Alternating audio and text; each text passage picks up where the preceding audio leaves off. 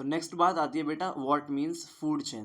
तो food chain का मतलब होता है कि द फ्लो ऑफ एनर्जी और we can say the flow of food in a different trophic level in a cyclic way is known as the food chain. For example, जैसे सबसे पहले फूड जो प्रोड्यूस हुआ प्रोड्यूसर्स के अंदर हुआ, then food transfer होगा प्राइमरी कंज्यूमर के अंदर, देन प्राइमरी कंज्यूमर से सेकेंडरी कंज्यूमर के अंदर, फिर टर्शरी कंज्यूमर के अंदर, एंड फर्दर फिर दोबारा प्रोड्यूसर्स के अंदर वही फूड ट्रांसफर हो जाएगा। मतलब यहाँ पर हमने देखा कि पहले प्रोड्यूसर्स ने फूड को प्रोड्यूस किया, फिर कंज्यूमर्स के अंदर फूड गया, देन फिर फूड निकला और फिर दोबारा प्रोड्यूसर्स के अंदर आ गया। और यही पूरा एक साइक्लिक वे जो होता है transformation of the food is known as the food chain. ठीक है, देखिए जैसे बेटा यहाँ पर हमको इसमें दिखा भी रखा है एनिमेशन के अंदर कि फॉर एग्जांपल सबसे पहले हमारे पास ग्रास है, तो ग्रास ने फूड बनाया और उस ग्रास का जो फूड है वो कंज्यूम किया ग्रास होपर ने, देन फिर ग्रास होपर को कंज्यूम किया फ्रॉग ने,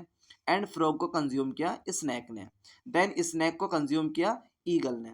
और अगर ईगल की डेथ हो जाती है फिर इसको डीकम्पोज करते हैं डीकम्पोजर्स, देन फिर फूड ट्रांसफर होगा ग्रासेस के अंदर। इसका मतलब यही पूरा का पूरा जो साइक्लिक वे है ये ऐसे ही चलता रहेगा, इसीलिए इसको हम फूड चेन कहते हैं। तो बेटा देखिए जैसे यहाँ पर लिख भी रखा है the flow of nutrients and the energy from the one organisms to the another at the different trophic level forms known as the food chain। और याद रखना फूड चेन जो होता है वो एक ट्रॉफिक लेवल से नेक्स्ट ट्रॉफिक लेवल के अंदर एनर्जी को या हम कह सकते हैं फूड को ट्रांसफर करती है। Main the food chain represent a single unidirectional transfer of the energy. और बेटा यहाँ पर जो एनर्जी होती है वो यूनिडायरेक्शनल ट्रांसफर होती है। इसका मतलब क्या है? इसका मतलब ये है कि अगर प्रोड्यूसर से फूड किसी प्राइमरी कंज्यूमर के अंदर चला गया है तो वो फूड दोबारा प्राइमरी कंज्यूमर से प्लांट के अंदर मींस प्रोड्यूसर्स के अंदर नहीं जाएगा। मतलब यहाँ पर जो एनर्जी है या यहाँ पर जो फूड है वो यूनिडायरेक्शनल फ्लो करेगा। इसीलिए हम कह रहे हैं कि जो फूड चेन होती है बेटा वो यूनिट डायरेक्शनल होती है। And the food chain start with the producer. जैसे हमने कल देखा भी था कि जो फूड चेन होती है वो हमेशा किससे स्टार्ट होती है? It's always starting from the producers, means ये ग्रीन प्लांट से ही स्टार्ट होगी। ठीक है, नेक्स्ट देखिए।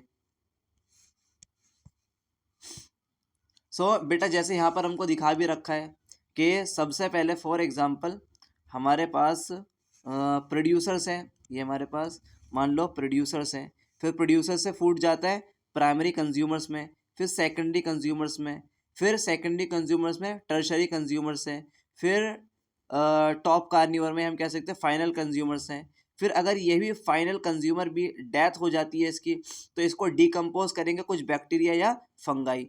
जैसे ये डिकम्पोज हो जाएगा तो फिर दोबारा ये मिट्टी के अंदर या हम कह सकते हैं सॉइल के अंदर मिक्स हो जाएगा और फिर ये फूड पहुंच जाएगा प्रोड्यूसर्स के अंदर।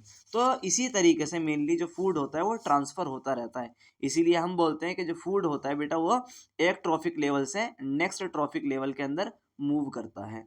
ठीक है, नेक्स्ट देखिए। तो नेक्स्ट बात आती है व्हाट मीन्स फूड वेब।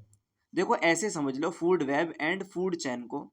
जैसे फॉर एग्जांपल दो पर्सन है, एक पर्सन ऐसा है जो सिर्फ और सिर्फ नॉन वेज खाता है, ठीक है, और दूसरा पर्सन ऐसा है जो नॉन वेज और वेजिटेबल दोनों का कंज्यूम कर सकता है, ठीक है, और तीसरा पर्सन ऐसा है जो सिर्फ और सिर्फ वेजिटेबल ही लेता है, मतलब कि जो सिर्फ और सिर्फ वेज है, वेजिटेरियन है। ठीक है, यहाँ पर कंडीशन क्या है कि अगर वेज वाले को वेज मिलेगा तो ही वो जीवित रह पाएगा क्योंकि वो नॉन वेज नहीं ले सकता, और जो नॉन वेज वाला है अगर उसको नॉन वेज मिलेगा तभी वो जीवित रह पाएगा क्योंकि वो वेज नहीं ले सकता है।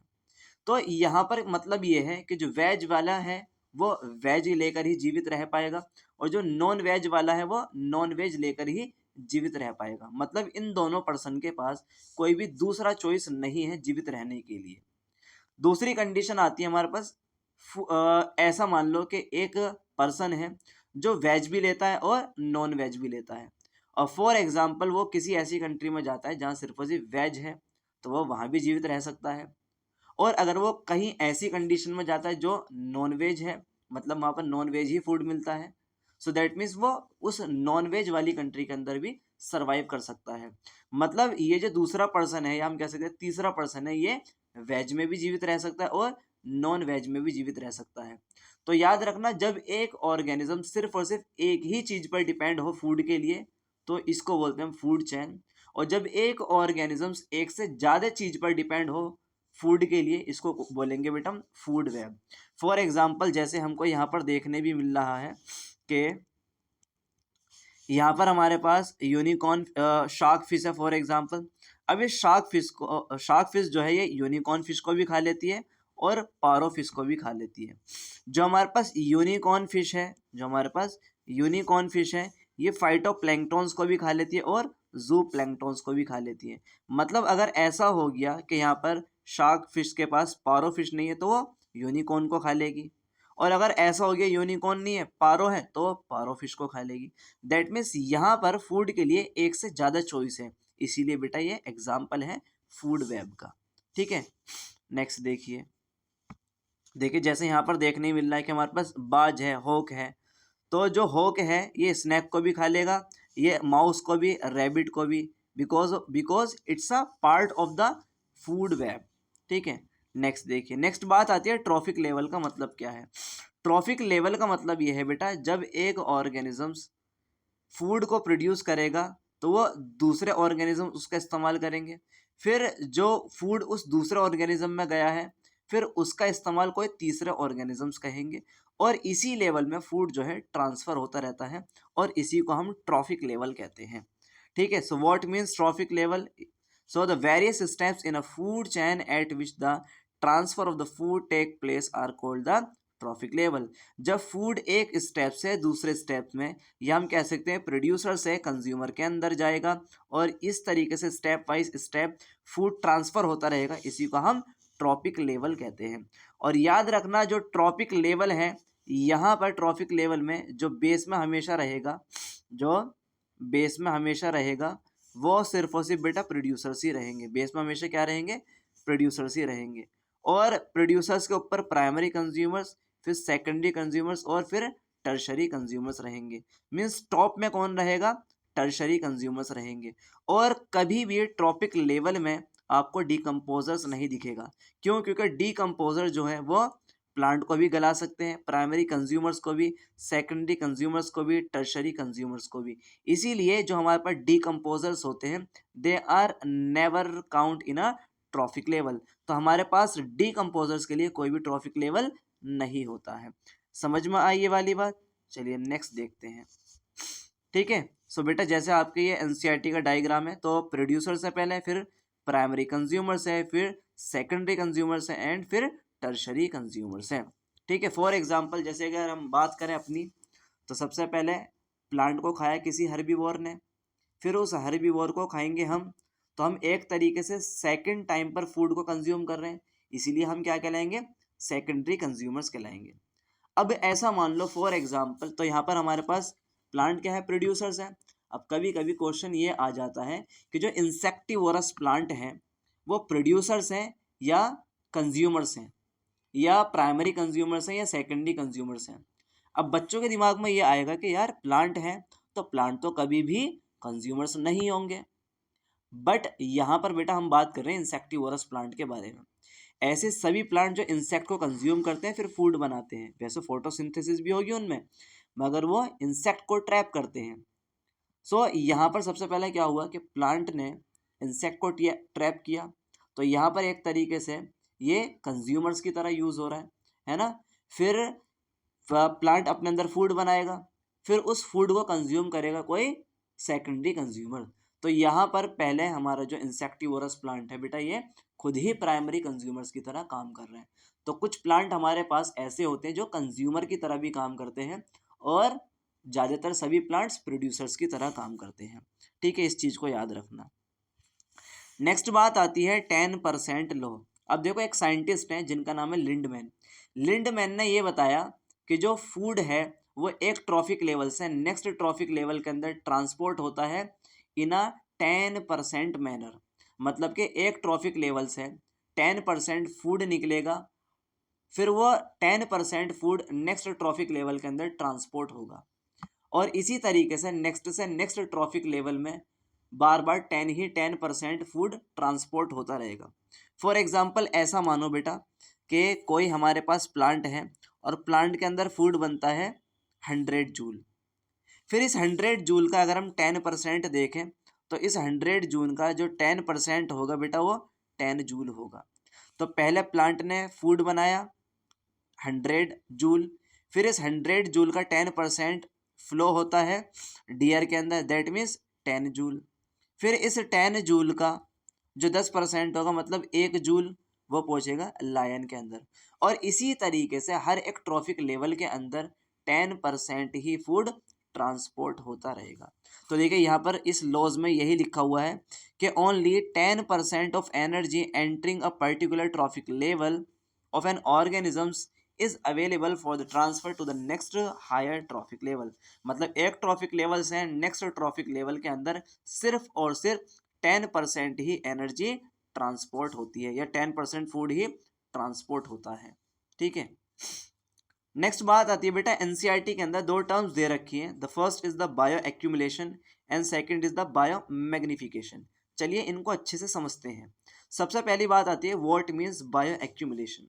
देखिए सबसे पहली बात है यहाँ पर एक्यूमुलेशन का मतलब क्या होता है। एक्यूमुलेशन का मतलब होता है किसी भी चीज का इकट्ठा होना। अब दे रखा है यहाँ पर बायो, तो बायो का मतलब ये है कि किसी भी चीज का इकट्ठा होना बायोलॉजिकल बॉडी के अंदर या लिविंग ऑर्गेनिजम्स के अंदर।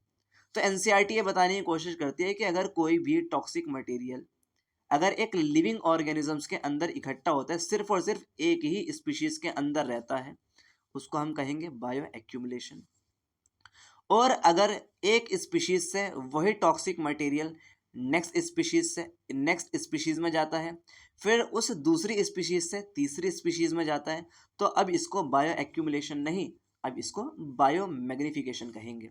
मतलब ऐसा समझ लो कि एक हमारे पास फिश है और उस फिश ने किसी टॉक्सिक मटेरियल को कंज्यूम किया है, और अगर वो डेड हो जाती है उसी पॉन्ड के अंदर जहाँ पर उसने टॉक्सिक मटेरियल को कंज्यूम किया है, एक तो कंडीशन ये हो गई। दूसरी कंडीशन ये है अगर ऐसा हो जाता है कि उस डेड फिश को कोई दूसरा स्पीशीज लेता है, तो वो टॉक्सिक मटेरियल उस फिश से नेक्स्ट स्पीशीज में जाएगा। फिर उस स्पीशीज में टॉक्सिक मटेरियल आया, फिर उस स्पीशीज को कोई तीसरा स्पीशीज यूज करता है, जैसे इंसान ही यूज कर लेते हैं फॉर एग्जाम्पल, तो अब फूड वो टॉक्सिक मटेरियल उस तीसरी स्पीशीज में चला गया। तो यहाँ पर एक स्पीशीज से टॉक्सिक मटेरियल दूसरी स्पीशीज में जा रहा है, फिर दूसरी से तीसरी स्पीशीज में जा रहा है, इसीलिए बेटा इसको बायो मैग्निफिकेशन कहेंगे। और अगर सिर्फ और सिर्फ एक ही स्पीशीज में रहता है, इसको हम बायो एक्यूमुलेशन कहेंगे। ठीक है, देखिए जरा यहाँ पर, तो फॉर एग्जाम्पल देखिए जैसे यहाँ पर इमेज के अंदर दिखा रखा है। चलो नेक्स्ट इमेज देखते हैं, या चलो इसको भी समझ लो कि अभी सबसे पहले जो फैक्ट्री से पोल्यूशन निकल रहा है वो जा रहा है पानी के अंदर, और ये टॉक्सिक मटेरियल है। इस टॉक्सिक मटेरियल को कोई एम्फीपोड्स खाता है, फिर एम्फीपोड्स नहीं है या एम्फीबियंस लेता है, फिर उस एम्फीबियंस को कोई खा लेता है फिश, और फिर इसी फिश को खाता है कोई इंसान। तो यहाँ पर ऐसा हुआ बेटा, इससे टॉक्सिक मटेरियल फिर इसके अंदर गया, फिर फाइनली इंसानों के अंदर गया। अगर इसी के अंदर रहता है सिर्फ और सिर्फ, तो इसको कहेंगे बायो एक्यूमुलेशन। और जैसे इससे फिर इसमें जा रहा है, इसका मतलब इसको बायो मैग्निफिकेशन कहेंगे। ठीक है, देखिए जरा नेक्स्ट। सो बायो मैग्निफिकेशन जैसे यहाँ पर दिखाया गया है कि सबसे पहले टॉक्सिक मटेरियल है, ये गए इंसेक्ट में, फिर इन इंसेक्ट को खाएगी ये ग्रीन वाली फिश, फिर इस ग्रीन वाली फिश को खाएगी ये बड़ी बास फिश, फिर इस टॉक्सिक मटेरियल को खाएगा कोई ह्यूमन। सो दैट मीन्स इस तरीके से टॉक्सिक मटेरियल एक स्पीशीज से दूसरी स्पीशीज में ट्रांसफर होता रहेगा।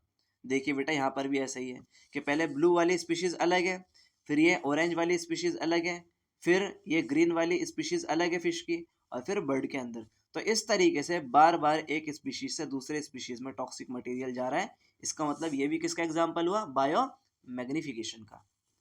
देखिए जरा, सो बायो मैग्निफिकेशन में increase the concentration of the harmful chemical in the body of the living organisms at each trophic level of the food chain is known as the bio magnification. ठीक है, देखो जैसे यहाँ पर bio accumulation और bio magnification का बेहतरीन image है एग्जाम्पल के तौर पे, कि पहले क्या हुआ कि पहले बायो एक्यूमुलेशन में आपको देखने मिल रहा है कि यहाँ पर इस कंडीशन में सारी फिशेज सेम है, यहाँ पर सारी फिशेज बिल्कुल सेम है। इसका मतलब एक ही स्पीशीज में टॉक्सिक मटेरियल जा रहा है, इसलिए ये बायो एक्यूमुलेशन है। बट नीचे वाली में देखिए बेटा, पहले ये इन प्रॉन्स में गया, या हम कह सकते हैं ऑर्थोपोड्स में गया, फिर इन ऑर्थोपोड से एक दूसरी स्पीशीज में गया फिश की, फिर तीसरी स्पीशीज में गया, फिर चौथी स्पीशीज में गए। तो दैट मीन्स यहाँ पर वन बाय वन करके अलग अलग स्पीशीज में टॉक्सिक मटेरियल जा रहा है, इसलिए बेटा ये एग्जाम्पल है बायोमैग्निफिकेशन का। ठीक है, नेक्स्ट देखिए जरा। तो बेटा यहाँ पर ये बताइए किसका एग्जाम्पल है? सिंपल बायो एक्यूमुलेशन का एग्जाम्पल है। क्यों? क्योंकि यहाँ पर एक ही फिश के या एक ही स्पीशीज के अंदर टॉक्सिक मटेरियल जा रहा है। देखिए जैसे यहाँ पर पहले प्लांट्स में था, प्लांट से ग्रास होपर में गया, फिर छोटी बर्ड्स में गए, फिर बड़ी बर्ड्स में गए। That means it's a best example of biomagnification. ठीक है, देखिए बायोअक्यूमुलेशन एंड बायोमैग्निफिकेशन। ठीक है, अब देखिए एनसीईआरटी ने बता रखा है कि कुछ पेस्टिसाइड है। अब पेस्टिसाइड का मतलब बेटा ऐसे सभी केमिकल कंपाउंड जो पेस्ट को किल करते हैं उनको हम पेस्टिसाइड कहते हैं। तो पेस्टिसाइड केमिकल जो है वो गया सोइल में। अब सोइल जाएगी प्लांट में, मतलब जो टॉक्सिक मटेरियल पेस्टिसाइड है वो प्लांट में चला गया, फिर प्लांट को खाएगा कोई herbivore, that means toxic material गया हर्बीवोर में, फिर हर्बीवोर से गया इंसानों के अंदर। सो इस तरीके से यहाँ पर जो टॉक्सिक मटेरियल है one by one next and next species में जा रहा है। That means it's a best example of biomagnification, bioaccumulation. तो सिंपल बात है, it's a example of biomagnification. ठीक है, नेक्स्ट बात आती है बेटा ओजोन लेयर, वो देखेंगे हम नेक्स्ट लेक्चर के अंदर।